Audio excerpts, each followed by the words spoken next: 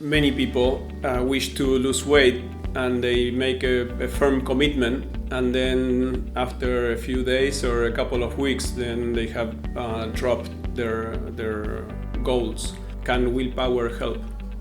Well, I think willpower is kind of an elusive word for people. I mean, it can be kind of a stick-to-itness, but how do you cultivate it if you feel like you just don't have it, I think is the question that comes up for me that's more important to answer. And so in my experience, both personally and professional, it's about mindful alignment.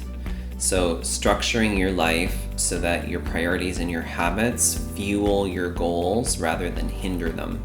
And so that can be from dusk to dawn, and taking a fine look at what you're doing throughout your day and taking a step back. And I think this time during COVID has actually allowed more people to slow down, to kind of reckon with themselves and see what their days are like. And for some, it's been a great process. For some, it's been kind of scary.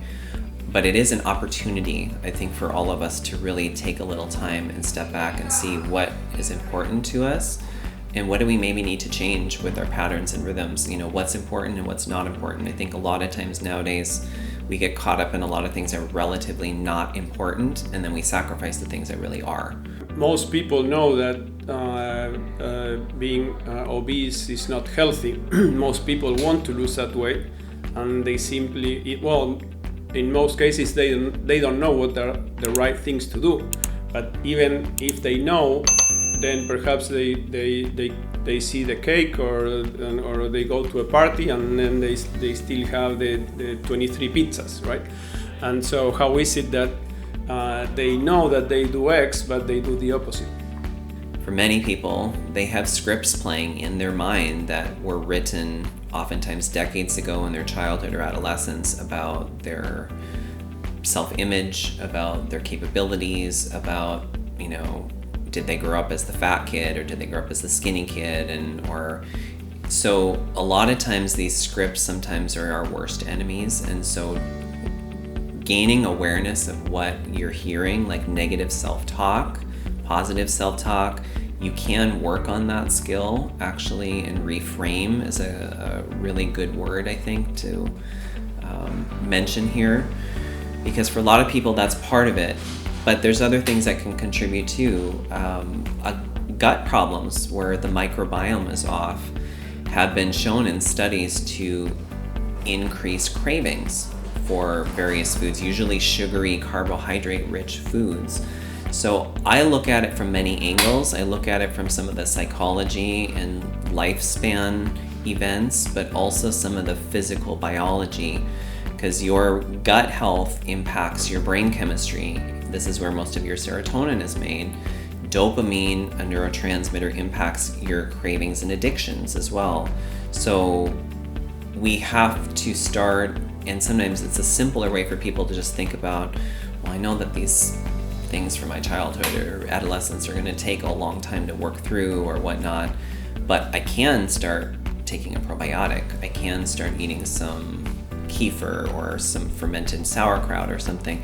So you can take baby steps that actually may snowball and start moving the needle for you in other areas that help your goal of being healthier and losing weight. There's a famous experiment from the 60s with 4-year-old children. Each child was presented with a marshmallow and told that if they wouldn't eat it for 10 minutes, then after the 10 minutes they would get a second marshmallow. And so some children managed to do it, others couldn't, and they just ate it and they didn't get the second marshmallow. But then what surprised the researchers was that many decades later they went back to the study and looked who were the children who managed to not eat and get the reward, and those were the children that had been more successful in life. Yeah, you're referring to kind of the concept of delayed gratification. And the better you are at that, it tends to be favorable in a lot of ways in life. And so if you're working with, you know, whether somebody's a parent or you're working with kids, you can work on cultivating that at an early age. And as you suggested, it tends to have many down the road benefits. So, but you can work at it as an adult as well, again, and that's where I come back to kind of mindful alignment, and then also taking steps that maybe help favor, reducing of cravings and improve gut health, so you're not fighting the physical at the same time that you're working on the psychological. Eric, thank you so much. If you would like to receive notifications the next time that we post similar videos, just click on the bell next to subscribe. And then, of course, comment, like, and share so we can help as many people as possible with this content. Thank you. If you like this video, please share with those friends who can benefit from this content. Obesity is this century's #1 killer. We are on a quest to eradicate it and need your help.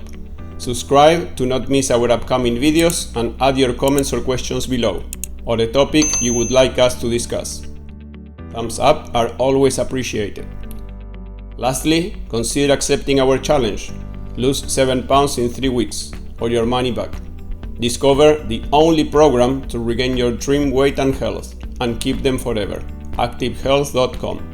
Thank you for watching. We'll meet again soon.